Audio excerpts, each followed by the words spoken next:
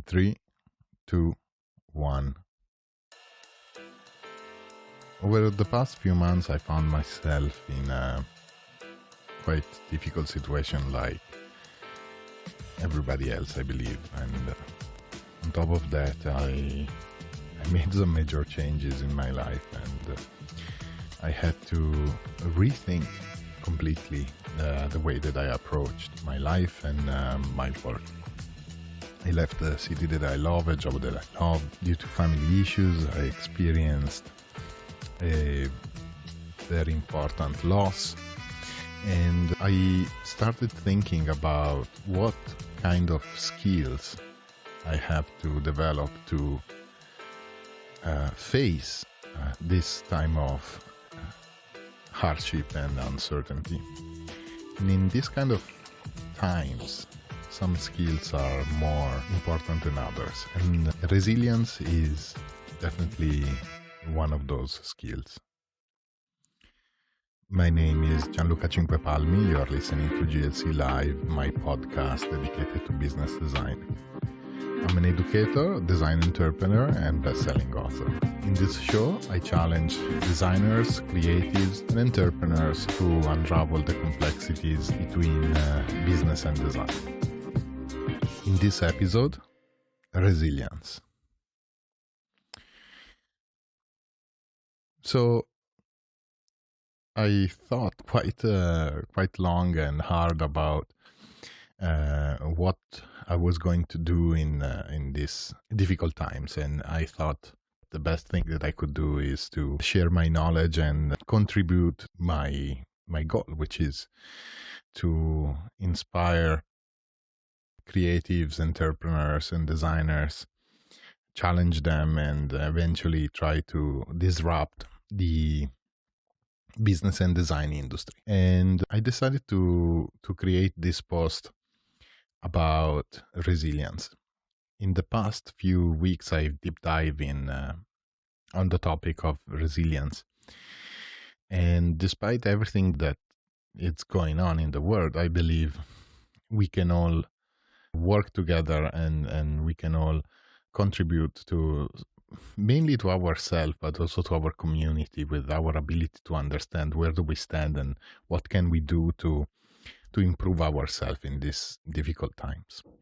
So if we begin with the concept of resilience in the canonical sense, what is resilience in the canonical sense? Resilience is, if we follow the dictionary definition, the capacity to recover quickly from difficulties or toughness, character toughness or mental toughness.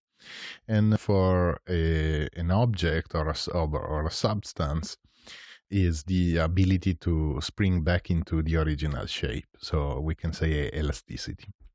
And this is the canonical sense. This is something that I think we are all prone to develop, like the ability to go back. And everyone, if you look at the news, and everybody's asking, oh, when can we go back to how it was?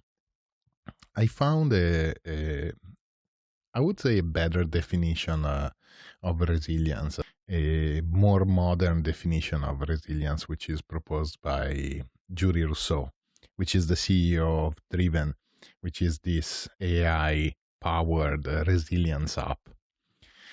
And Mr. Rousseau proposed this wonderful definition, which is resilience is the ability to advance despite adversity. I love this concept. This concept is it's a concept that I've been playing with a lot, and I've been thinking of a lot, because it basically states that not only we are going to be able to bounce back, but we are able to leap forward. So we are able to advance. So I would say sometimes hardship and difficulties are those drivers that allow us to become better, to become more knowledgeable, to become more wise in a way.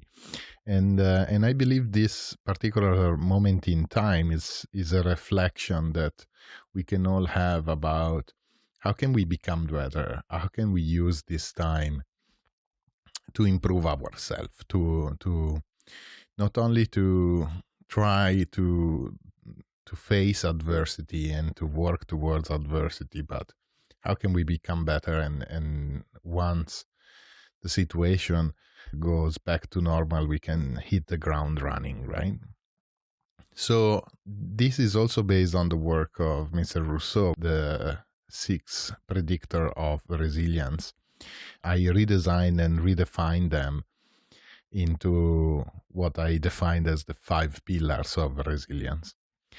So to understand how we can develop, I believe we can use some diagnostics, some tools that tells us, let's begin saying, where do we stand, where we are at this moment in our resilience score, and how can we become better, or what are the areas that we need to work more towards to become better. So if we want to advance, we need to start by analyzing where do we stand in the first place. And we will deep dive in each and every single one of them. The 5 pillars are focus, mindfulness, resourcefulness, relationships, and wellness. So I made this exercise and I tried to score myself in this diagram. Is the same diagram that I use for my 5 fundamentals business design principles. So I'm very comfortable with it. And then this shows that there are some areas that I need to work more than others. And also recognizing the areas where I'm well equipped, right? And so I can leverage those to then reinforce and empower the others. So what I did is just score a point, 1 or 0, and a 0.5 in each and every single skill. And each skill that I will present now is composed by 5 elements, and try to score that if I am well equipped in that skill particularly or not. So let's deep dive on the first element. So the first element is focus. So what is focus? Focus is our ability to have a clearly defined purpose or goal, if you want to. Although purpose is more than a goal. Purpose is our living force, let's say. And have the determination and the perseverance to pursue this purpose or this goal. So the first point of focus, or how can we develop focus? First of all, we need to have a clear definition of our purpose. What is our purpose? Why do we do what we do? Why, if you want to be philosophical in a way, we can say why we're here, right? Now, you don't have to have this magical purpose, which is feed the poor, or I don't know, go and serve in a developing country. Is something very personal that will drive you. I love the definition that Massimo Vignelli, which is this great Italian designer, he said the life of a designer is a life of fight against ugliness. So that was his purpose. His purpose was to fight ugliness through his skills, through his design, through creating amazing visual content. So other kind of purpose could be, be free, or express yourself, or if you are an entrepreneur, enabling others, solving others people's problem. Whatever it is, the important part is that you clearly define what drives you. It took me a long time to find mine, but I always was purposeful, I would say, in my choices. Before, when I ran an agency, I wanted to make the best design that I could and help companies and brands grow. And now my purpose is to reskill people, reskill people for the fourth industrial revolution. So to contribute to the society by coaching and consulting and educating people on skills that are not completely developed in the classical curriculum of education. The second point is defining priorities. Defining priorities is double linked with the first point, which is defining purpose. Why? Because if we have a clearly defined purpose and we know how to define our priorities, it becomes much simpler. So what are those activities that will do not distract me from achieving what I want to achieve? There are hundreds of methods, and I will probably do in the next 4 weeks or 5 weeks a deep dive in each element so that I can serve my audience a little bit better. So defining priorities means try to understand what can we do to identify what's urgent, what's important, and what we can delegate. Another way of defining priorities is trying to decide what are the most impactful elements that we have to do during the day. And this links to our next point, which is set process goals. So not all the goals are the same, so I won't spend too much time, but just to give you an idea, there are 3 kinds of goals. There are performance goals, there are process goals, and there are outcome goals. Outcome goals are those goals that are focusing only on the outcome, like, winning a gold medal or losing 20 pounds. These are all goals that are set towards the final outcome. And these sometimes become very frustrating because maybe you don't achieve exactly what you want. So sometimes it's very hard just to have just one single goal. Another kind of goal is the performance goal. Like if we take the example before of running a marathon, winning the gold medal, you know that your performance need to increase because you need to do 10K in 15 minutes and then 14 minutes and then 12 minutes and then 10, etc., etc. So these are performance goals. On the other side, I'm more interested in what we call process goals.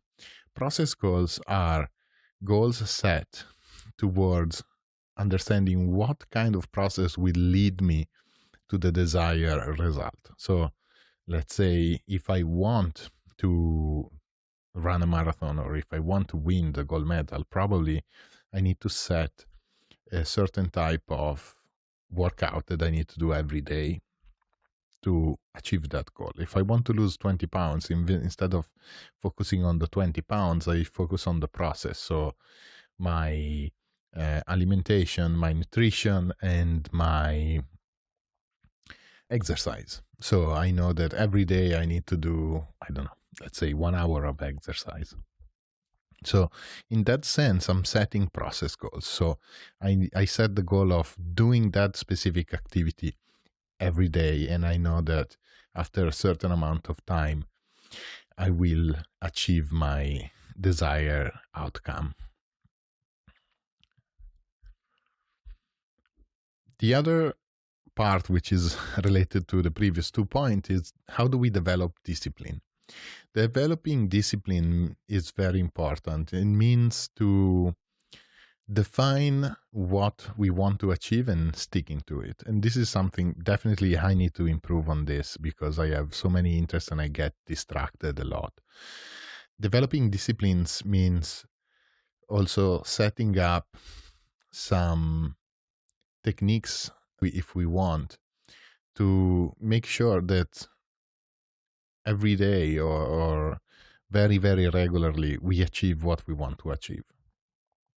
Most of the time we approach discipline with a very negative thoughts or negative sentiments toward discipline, which is, oh my God, I need to do this, and it's so hard, and I have to do this. So you try to pull out all your willpower to achieve that. And sometimes we can just try to trick our mind and to enable us to do the task that they require the particular effort in an easy way. So in a way, we have to trick our mind and say, if you want to go out for a run 3 times a week, maybe you can prepare your shoes on the side of the bed. This is a very common example. Or, hide your phone so that unless you go out for a run and you do certain kind of things, you don't get to use your phone until you don't do that.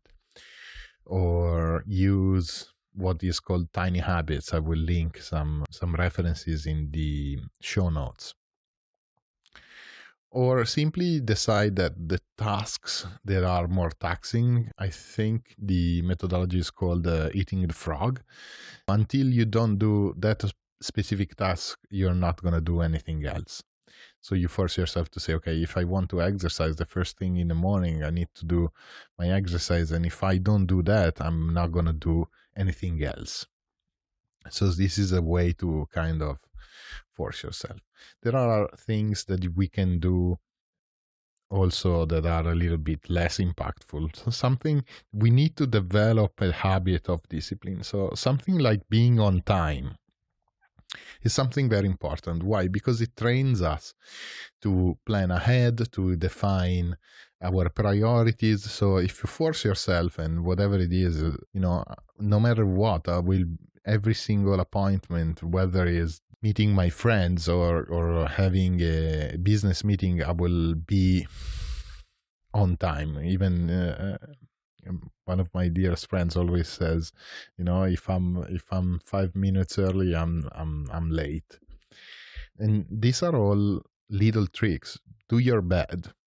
This helps us with discipline. Every time you begin something, try to finish it. And these are all ways that we can develop our discipline. Developing a growth mindset. Developing a growth mindset means try to focus on a steady, even small, but consistent gain.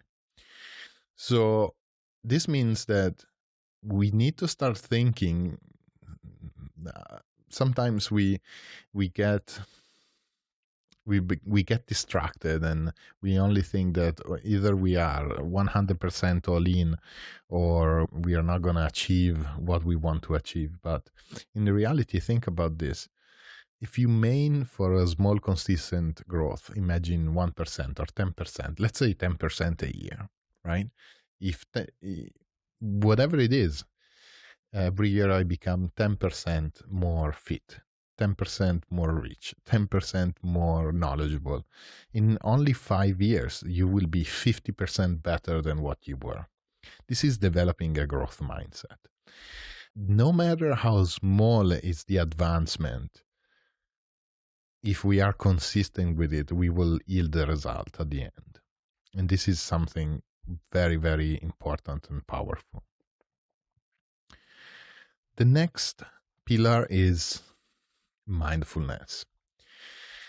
Mindfulness is our ability to overcome instinctive emotions, right? Being aware and being in the present moment. And this leads to the first point, which is practice awareness. Awareness means be present in the present moment, which is something weird, but what does it mean? It means that we either are dragged on the past or in the future. So either we think about, oh my God, the task that I have to do, or I have to cook for tonight and I'm so tired, or oh, yesterday I've done this, or 3 days ago I've done this. So being present is something that we need to train to be. Because our natural response, what we call uh, fight or flight, is an instinct that it's very hard to contrast. So if we would have this ability to be present and be in the present moment, we will be extremely rational. So we will be able to be much more critical in facing our current state. And this links to another subject, the second point, which is equanimity. Equanimity means to have an equal mind. It comes from the Latin equal, and animus, mind. Having an even mind means that we are able to regulate our emotions. How do we think critically about the situation? How do we not get worked up? How do we understand that we all have emotions, and emotions might be triggered by different factors, whether we are aware or not aware of it, but we can regulate them. So we can understand these emotions and we can regulate them. And understanding, we all get worked up in traffic, but there is no point of that, so our emotion, our anxieties, you need to understand that if you are present, if you are here, if you are in the present moment, you understand that if the situation, it is what it is, the anxiety doesn't have reason to exist, because this anxiety is driving you to the future, right? You're not in the present moment. In the present moment, you need to be thinking critically about what you can do in this moment. And these emotions, you can tune down this emotion, and leads to how do we regulate this emotion. We can materialize this emotion, or we can understand these emotions. How do we do that? For example, for me, when I get annoyed, or when I start feeling anxiety coming up, usually I have two physical responses. Now, I feel my stomach clenching, and I have a kind of a syndrome that is called the restless leg, which means I start flickering my leg a lot. So when that happens, I know that a certain emotion is arising in my conscious and in my body. And if I recognize these signals, I can then regulate these emotions. So I can tune them down, and I can calm myself. I can practice breathing. This is linked before on practicing awareness. And you can practice regulating these emotions in so many different ways. For example, when I feel okay about it, I do the classic meditation. So I observe my breath, and I take deep breath, and I try to stay concentrated. Or in other cases, when I'm particularly worked up, what do? I use another technique, which is what I call mindful writing. So I take 21 deep breaths, and then I start writing with no scope. I just write my physical sensations, I write my feelings, I write any sort of idea that come up into my mind in that particular moment. And this helps me to do these three things: practice awareness, to be here and now, to regulate my emotions, because I feel I am feeling, I'm regulating my anxieties, and I'm materializing, physically materializing, because I'm writing it down. And I write, this morning I woke up and I feel my stomach clenching, because I feel a lot anxious about, I don't know, the meeting that I'm going to have, or the discussion that I need to have. The fourth point is be aware of attachment. Being aware of attachment is something that we discussed in the previous episode with the executive coach, Gaston Schmidt, on episode 13. And he gave me this wonderful advice, which is desire and having goals and having the drive to achieve something is not bad per se. Is the attachment to that, is the obsession, if you want, to achieve that, that is not healthy. So how do we regulate attachment? Number one, we just need to noting attachment and noting that we are getting too much emotional or too much attached to that specific topic. And the other part is start thinking, okay, what happens if I don't achieve the result, or if I don't have this thing that I desire? How would I feel? How would I approach? What could be a valuable substitution to that? So it's the attachment that we face that is something negative. Don't take it personally. So not everything is about ourselves. Not everything is about our personal status. It can just be that, other people have other reactions, and it's about them, not about us. Let me give you an example of this.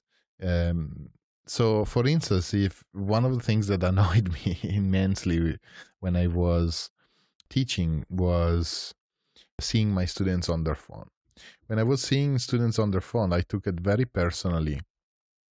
And I thought, oh, how disrespectful is this? Because I spend a lot of time to prepare, then I came here and I try to engage them. I try to be the best that I can be, and they don't care. And I took it very personally. And then suddenly I started thinking that, maybe it was not about me and it was more about them. So what if, I don't know, their parents actually send them an important message, or they have a relative in the hospital or something like that, or they were simply using their phone for taking notes, which one time actually happened to me, and that changed my perspective. And sometimes, yes, this was just, they were not interested in the subject that I was covering. But honestly, was that really about me, or was more about them? And the difference was big, because maybe they were not paying attention, and this had very little to do with me. So our third point, and this is, I'm proud because this is the area where I'm more, where I scored the highest.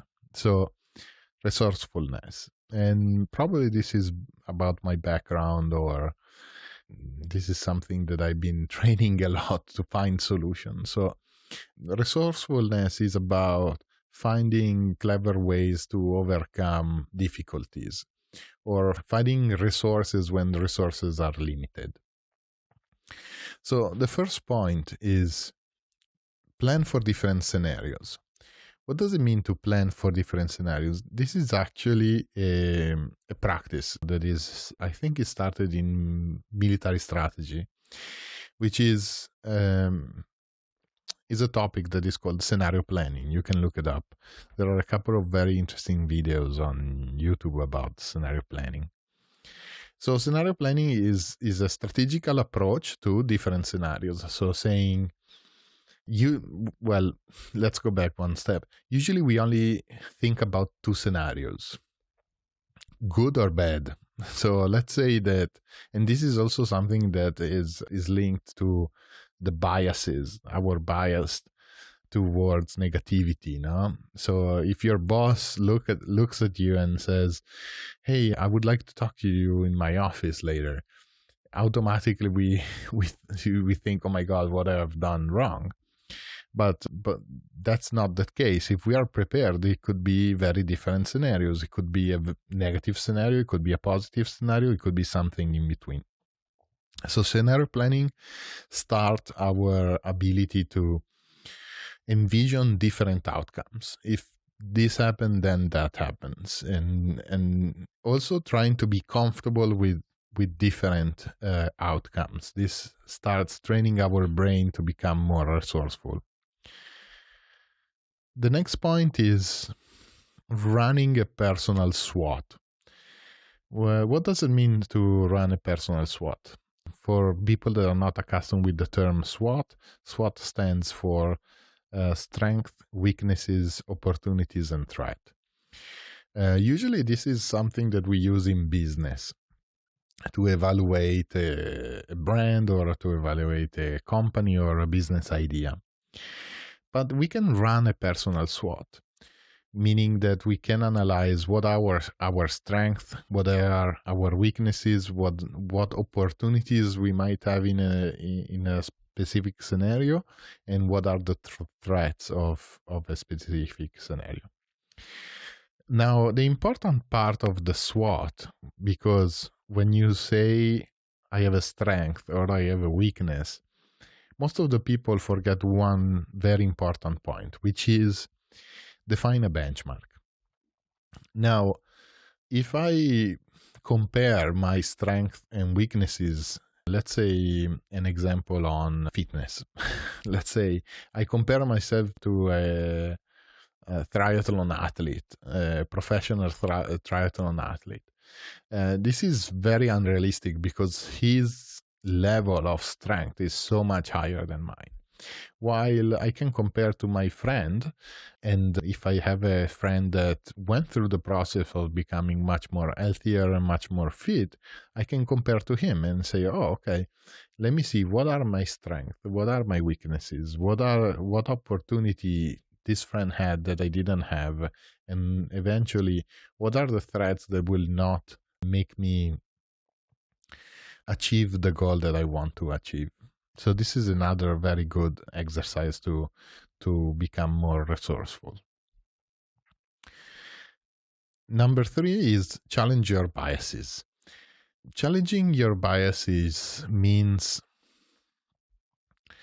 is a preconception. So every time you see somebody and you see somebody in a certain way, you have a preconception. So let's say you go to a bar and you have this waiter that has piercing and color there or something like that, and he doesn't treat you well, no, that particular day. Automatically you start collecting all this data and you start making a preconception that, oh, he's a troublemaker and he's a crazy guy or girl and he's a rebel, or he or she is a rebel, etc., etc. But and this happened to me many times, where I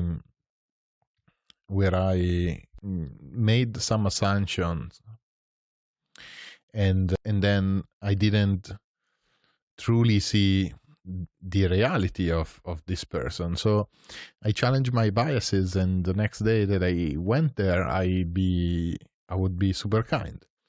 And the next day, maybe that was not a bad day for this person. This person became very kind to me. So this is a small example of how we can challenge our biases. The fourth point is practice creative thinking. Now, something that I've been fighting with all my heart and soul in the past years is every time that somebody says, I'm not creative, I try to fight that. Because creativity is something, one, that you can practice and one that you can develop, even in mundane things. So, practicing creativity doesn't mean that you need to start painting or you need to start playing an instrument or anything like that. Creativity is about combining knowledge in unique, unexpected ways. This is my signature definition that I taught to my students. So whatever you do, you can do in a different way. So if you're cooking a particular dish, just practice doing it in a different way. So I don't know, you make a wonderful apple pie, try to make apple tarts, or try to do something with the same recipe but just package in a different way. If you fold your clothes in a certain way, try to fold them in a different way. In a wonderful discussion with my friend June, about an exercise that I call the 10,000 steps, where you take a walk and you note things that interest you, and then you combine them randomly, and then you have new things at the end. This is also creative thinking. So actively try to think differently. Ask yourself 5 different ways to do something, and this will help you with your creative thinking. And last but not least, accept change. Accepting change is a tough topic. So first and foremost, if you want to keep creating, you need to accept change. This quote is from Miles Davis. And you have to think that the natural state of things is what we call entropy. Okay? So the universe tends to go from order to disorder. So the natural state of things is messy. You know, if you leave your room and you don't tidy up, so if you don't put effort and energy into cleaning up, your room will be a mess. Your house will be a mess. So the natural state of things is to go from order to disorder, and this is a natural law. You can't do anything about it. What you can do is try to provide solutions. So don't expect that others will solve the solution for you, but you need to actively take charge. So this what means accepting change. Change is gonna happen. Change is happening. But how do you accept it and you embrace it? I should have said, accept and embrace change. And your ability, this is part of resourcefulness, because it's your ability to provide solutions. Always think about solutions. The next point is relationships. Relationships means our ability to build meaningful relationships. Meaningful relationships means that our connection with other human beings, friends, colleagues, family, that are meaningful. We all have different heritage, we all have different families, we all have different status of our families. So, but these rules apply to any sort of relationship. So, social support. No one is an island. No man is an island.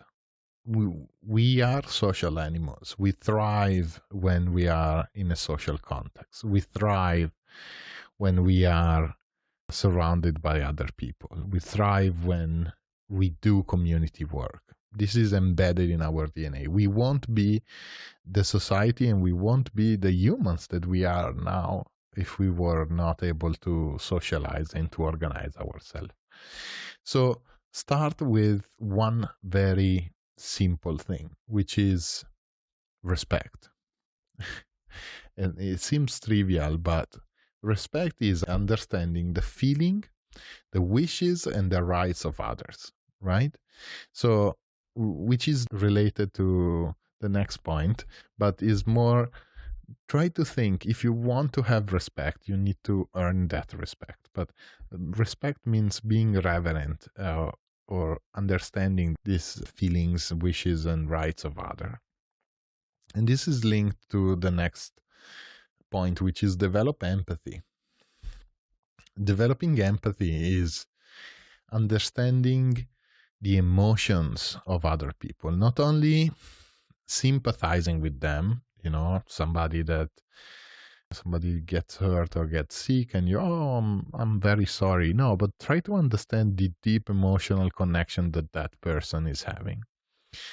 Try to understand the emotional bond that person has with that specific situation. Try to understand the other person's perspective and listen. Listen to this person, listen to what they're trying to say, listen to what they're trying to do, and connect with that. If that positive emotion is really hard, I have a trick which is called the reverse empathy. Sometimes just think about what's the worst thing that you could do for this person. I call it reverse empathy. We made a wonderful discussion with March Rogers about this topic of reverse empathy. And last on this set of three is accountability, which is also related to social support, empathy, and accountability. Accountability means being there and keeping people in check, but also having people that keeps you in check. In every study, in every book about changing habits or shaping habits or reframing your habits, the support from others is key. So being accountable, what does it mean to being accountable? Being accountable means to understand other people's expectation and to understand your expectation and be clear about it. How can you be accountable and find accountability on other people? So express this expectation. Be clear in on your expectations, whether is a family member, whether is a co-worker or one of your reports. You can be extremely open and clear in what are your expectations. So you can say, I expect you to do this and this and this, and in return I will do this and this and this. And so your ability to communicate becomes much more fluid. And this links to number 4.4, we can say, which is active listening. This is something that I developed also a lot as I was doing these interviews in the podcast. I always waited for my turn to speak. But then I lost a lot of very interesting points. So how can we become better listeners? If we want to become better communicators, the first thing that we have to do is becoming better listeners and doing what is called active listening. So paying attention, showing that you are listening the other person, provide feedback. Providing feedback means, oh, did you mean this thing? Don't judge, or don't judge until the argument is finished. And also respond to this communication in an appropriate manner, especially now in this situation where many of us are working from home, and like it or not, there is a chemistry missing. The physical presence is missing. Becoming an active listener and a better communicator is something extremely important. So we will dive a little bit more on this point in another episode. The last point is staying connected. Like everything, every relationship, and like any other skill, you have to put effort in it. Staying connected is something that you need to work towards, because it's an effort, sometimes. And in this case, we are very lucky because technology can help us. And now we are becoming so much better of communicating through digital platforms or any other tool. But staying connected, being in connection with people that you care for is very, very, very important. Schedule meetings, schedule video calls, even for things that are not work related. They can be social related. So it's very important that we keep this connection alive. And this is the final point. And unfortunately, it's something that, for example, I scored very badly and I need to become better at. So well-being or wellness is the active pursuit of being good health. And we know, especially in this moment in time, how important it is for us to be in good health, and how important it is to help others to be in good health. I will start with quality sleep. This is something I've been trying to preach and to explain to my students a lot, and saying quality sleep is an essential component of your wellness, is an essential component of your productivity, is an essential component of your creative and critical thinking, is an essential component for restoring your energy.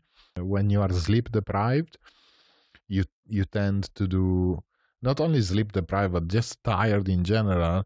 We have the cognitive ability to keep on going, but in reality what takes us half an hour in the morning when we are fully charged and focused, it takes us 2 hours to do when, you know, at 9 p.m. or 10 p.m. when we had a very heavy day. And so quality sleep is extremely important. Having a consistent sleep cycle, go to bed at the same time, wake up at the same time. I'm not an expert. I can't say you need this amount of hours, but it's not about the hours. It's more about the quality of your sleep. Leave your phone at least 1 hour before you go to bed for the blue light. Invest in a good mattress. Invest in a good pillow. Regulate your temperature. You know, all these little tricks that you can do to have a quality sleep. The next is regular exercise.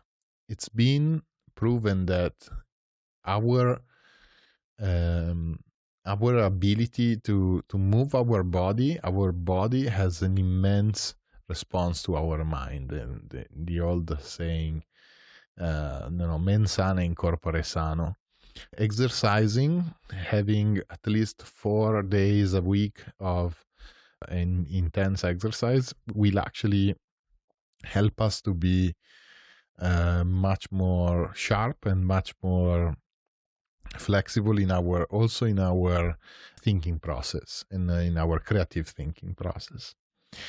And nowadays that we are, maybe you don't have the opportunity to go out, there are amazing apps about body weight exercise. With very little or nothing, you can do a full body exercise just with your body weight. If you do want to push it forward, you could jump rope, or you can buy a TRX and have use your body weight to lift yourself, and you just need a door. So there is no excuse. We can do this exercise. We just need to develop discipline and try to do it. And this is something that we all need to work on for our sanity and for our wellness. Balanced nutrition. I recently heard a very interesting definition that food is not only fuel, food is information. And this fascinated me because this is related to our receptors in our brain and what we call neuroplasticity as well.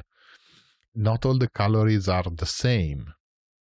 So, 1,000 calories of soda is very different than 1,000 calories of greens, because food is also a messenger to our body and fires up different areas. So if we get 1,000 calories of soda and sugar, we only activate one area, which is the storing fat component. But if we have greens and whole foods, we starting firing up all other areas of our brain. So having a balanced nutrition is extremely important. Try to regulate alcohol, try to regulate sugar, try to regulate processed food, and try to, as much as you can, to include in every single meal at least a whole food, non-processed vegetables, nuts, and legumes and stuff like that.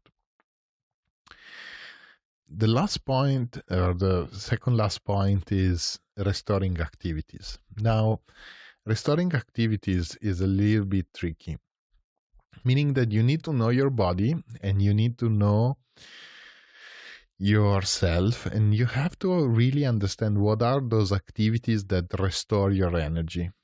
So the sometimes the easy answer is not the right one. So maybe lying on the couch and just watching Netflix all day is not an activity that is actually restoring your batteries. It might, but maybe you need something else. Maybe you need, to go for a walk. Maybe you need to take a long bath. Maybe you need to take a long shower. Maybe you need to sit down and read a book. Whatever really recharges your energy. This is something that you need to discover for yourself. And last but not least, intellectual stimulation. To recharge your batteries and to be in proper wellness, your brain needs to be also stimulated. This is also related to the previous point, which is we become really good at what we do the most often. So the lazier we are, the lazier we become. So if we spend all day on the couch, we become very lazy. And the more lazy we become, the more lazy we want to be. So intellectual stimulation is something very important because you need to keep your brain fed. You need to be stimulated in very different things. And I love, don't get me wrong, I love Netflix, but there are some activities that you can keep your brain active by, have a notebook and watch an interesting documentary and try to take notes. This is something that is an intellectual stimulation. Even if we are at home, we could visit some museums or some art galleries virtually. This is also something stimulating. Another thing that you can do, especially now, and this is related to the point 4, which is connection. Why don't you have a book club or a documentary club? Ask 3 or 4 of your friends to watch the same movie and then dedicate an hour to discuss the movie or discuss the documentary or discuss the book that you read. This is an intellect stimulation activity. I hope this post helped you to think about other skills that you can improve. And I truly believe that if we embrace this approach about advancing despite adversity, and we use this time to better ourselves and to really focus on these 5 skills and try to note and understand what can we do to improve our wellness, what can we do to better our connections, what can we do to become more resourceful, what can we do to become more mindful, and what is it that we are focused on despite adversity. Then we can advance, we can become better. So as usual, I'm Gianluca Cinquevalmi. I hope you enjoyed this podcast. Share this post so that we can all become more resilient. Let me know in the comments. Subscribe on Apple Podcast or wherever you listen to podcasts. For references and links, please visit GLCLIVE. I decided also until May to open up a chat that you can have with me. If you are on Instagram, the link is in the bio. You can book a meeting with me for 30 minutes. And if you are visiting GLC Live, I will have the links in the description. And I reduced to 50% my coaching fee. So for everyone that wants to have 60 minutes or more of coaching, until May, you will have 50% less on every coaching session. Thank you again. Be resilient, and remember that we can all advance despite adversity.